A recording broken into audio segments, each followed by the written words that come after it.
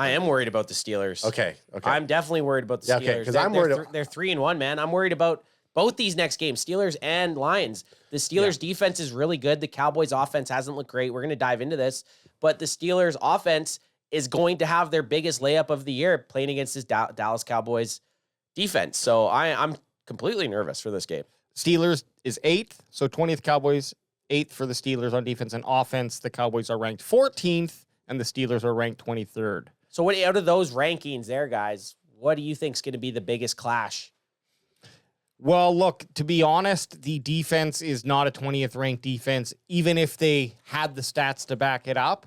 And even if that last game was against, a top 15 team, to make you feel about it, better about it, because we don't have 2 starting defensive linemen. And then you can even add on 3, because who's our starting lineman for the middle of the line? I don't know. Just a fucking whoever Jerry Jones signs next. It'll be a real tough game for the Dallas Cowboys to keep pace, especially if I'm not so worried about the Steelers offense, obviously. And I think the scariest thing is the Steelers go up quick, 14 points on us, and now the Cowboys are chasing, and they decide, hey, now we're just going to shut down CeeDee Lamb and let every other C-ranked player on this team.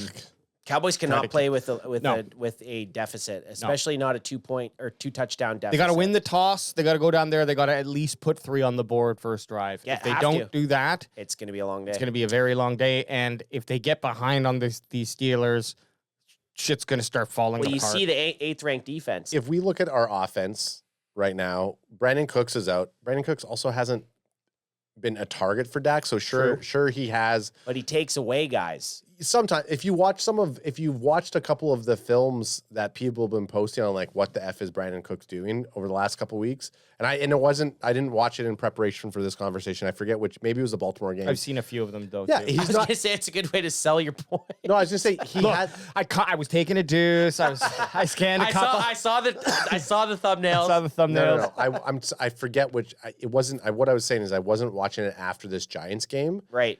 It was prior, so I'm pretty sure it was Baltimore. Precogged it. Yeah, Cooks hasn't been stretching the field as much as he should be, right? We talk about, like, where is the Cowboys' deep threat to kind of pull those corners down. I think that, like, if we look at what Dak does, he obviously can target CeeDee. He targeted CeeDee heavily in the Giants game, but Dak also has his comfort player. So Jake Ferguson is a comfort player. Hunter Lepke, I feel like, is becoming a comfort player for Dak. I don't know. How are we going to replace 2.1 receptions a game if Brandon Cooks is out? Exactly. So now you have Tolbert, who seems like he's been more of a wide receiver 2 over Brandon Cooks, and I love the Archer. Like, I love Cooks. I want him to be target. I want Dak to spread. The love to all of his boys. But in terms of Brandon Cooks not being there. Yeah, do you elevate someone like Flournoy? Yeah, look, I'd rather have the unknown than the known. I'd rather in a situation like this, even if that's the reason he has a good game, and then the NFL catches up to him the following week. Who cares? Like, we know what the other guys do. Yes, let's try. Let's get a little crazy here. Guys' pick. Yeah, you know what I do like though? Another crack him if you got him, baby. Crack him if you got him. Yeah, me too. CanFan is selling out. Yeah, we got in our other sponsor, Drip Vodka Seltzer. Crack him if you got him. Crack him if you got him. Okay, I want to see our lineups. I'm scared to see what the Cowboys defense looks like, but I would like to see how I'm a visual learner, so when I can see these PFF nickels or 11 personnels, I like to see how we match up, and I know that's the Cowboys defense without even looking at anybody's name. So we're doing the 11 personnel, 3 wide receivers for the Steelers and the Cowboys nickel. Oh man, the Cowboy. Just by looking at this color-coded PFF or defense by the Cowboys, nickel defense by the Cowboys, what's something that kicks out to you? There's a lot of, and we said this last week, there's a lot of lower colors. It looks like autumn. It looks like autumn for the Cowboys defense. Perfect for the season. I mean, there's no bright spot out on this field on Sunday. There's no guy over 67.4, and that's our nickel corner. That's our nickel corner, yeah. And that's scary. Look, if you want to pick a bright spot, it's at least both of our linebackers are in a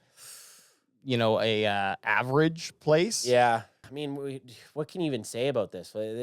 This essentially feels, by looking at this, it feels how the Cowboys defense is played. It feels like we're playing the DeWack League back in 2008, and we have to we've limited ourselves to only drafting 60 players. Yeah, Our highest rank, 60 ranked players. our highest rank on the PFF rankings here is Kendricks at 32nd. That means that we do not have a player, arguably Kendricks. We don't have. There's there's more players on other teams who have 2 players who are ahead of ours. Oh yeah, you'll see it. Like, wait till you look at the Steelers defense, which we'll hop to after. But you just wait. You just wait. Do you want to go down to the Steelers? Yeah, let's look at the Steelers offense. Look, greens. Oh my God, green. Fields is a green. Fraser, a guy that we talked about drafting. Not saying he would have been the right decision because Cooper Beebe has been very good, but Fraser's been a good center for the Steelers. Then you have Moore Jr. You have Pickens, who's killing it. AJ, who's their tight end? What's his name? Fucking Fairmouth. That was actually Fairmouth. That's pretty good. That's pretty good. Here's what I wish though. Austin 3, he's number 19. He would have been Austin 316. Austin the third. That would have been fucking awesome. Guys, I mean, realistically, this isn't looking great. Their offensive line strong. They do have an unranked rookie starting at left guard, so that's could be a bright spot. You're going to have to disguise the defense. Mike Zimmer's going to have to try to get crazy here, and he's going to have to try to send blitzes. Nobody's seen the Cowboys play with Wheat and Golston before at defensive end. Your best chance to kind of get them by surprise is run coverages and run linements that they haven't ran in the first 4 weeks. That you're going to have to run disguises. You're going to have to get tricky. You're going to have to send. You're not going to get pressure with just 4 guys. You're going to have to rush 5 lots of times. Yeah, but at the same time, you're going to have to rush them and have, I don't know, a spy or someone who is going to watch for Fields to kick out, because that's exactly what he's going to do. Even if you get pressure on him, that's what these types of quarterbacks do. Is they're like, okay, fine, then there's a hole somewhere, and I'm going to open that hole right up. Right, open Spread it. Well, that's why the play action can be very deadly to a team that's struggling on a run defense, because and then you have the mobile quarterback. Yeah, because you sell out. They're going to sell out to stop Najee Harris. Yeah. Justin Fields gets out to the right, and then you got guys wide open, or he runs and picks up a first down. This is a scary matchup for the Cowboys. The Cowboys, and this isn't even the matchup that might win or lose the game. The matchup's the Cowboys offense versus the Steelers defense, because in my mind, for the Cowboys to win this game, defense needs to show up. No, the offense has to score. Sorry, offense. Yeah, offense needs to show up. Defense needs to show. Offense needs to show up and score a lot of points. And then now you look at this Steelers defense, and they got 3 blues, baby. Oof. They got 3 blues. They got TJ Watt, they got Hayward, and they also have Elliott. All looking healthy, looking hydrated in that looking nice tough royal blue. And then you even got Herbig and Fitzpatrick are Minka Fitzpatrick at 76.7. Then you got Elliott. They're the opposite of the Cowboys. Their defensive line is deadly, and their safeties are deadly. Looking tough. There are some weaknesses if we look at their cornerbacks and the linebackers are, someone you could cook them and book them if you had cooks. Queen's a good player, though. Queen is a good player. Queen's a good player, and Porter Jr.'s been decent. Like those names, yeah, they have low grades, but because they have such good players around them, maybe they've just been kind of targeted in certain situations. Truth. But this is the perfect game for a guy like Queen and a guy like Porter Jr. to have a bounce back game against the Dallas Cowboys offense. Yeah, we've seen that too in the past with some of the where the eye test at least is like, wow, this guy's a standout player. But then when we come look at the PFF, their grade is low. So there's more than just how a player looks on the field. They take into account a lot of things that we do not. Yeah, like how the fuck is Jalen Brooks a 62? Hey, look, I'm glad he's not fucking dehydrated, but like he's not even ranked there, right? 76, he's ranked. Jalen Brooks? Oh, sorry, I was reading Tolbert. Jalen Brooks is not on here. Hey, he's to the left. Jalen Brooks. Oh, yeah, he's not ranked. Sorry. I was looking at Tolbert for some reason. Because I was thinking Cook still. Yeah, you got Brooks. My bad. Hey, instead of Cooks, you got Brooks. You got Brooks. You got two Jalens and a Lamb. I like that. 2 Jalens and a Lamb. Well, not feeling confident, though. I like seeing that Rico Dowdle's got a decent ranking, but you look at these colors, and sure, they're not giving you stats. They're just doing a very quick eye test. Smith looks decent. Zach Martin, of course, is going to be good.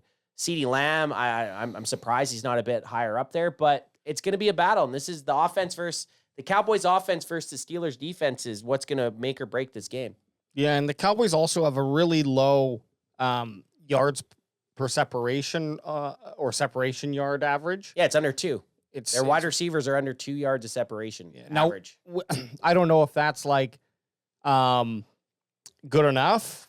No, they were like bottom of the NFL. Bottom of the NFL. So no, but that's what I mean. Like, I don't know if that's just like, okay, that's good because we're playing our offense a certain way. So like, all we need is a yard or 2 yards.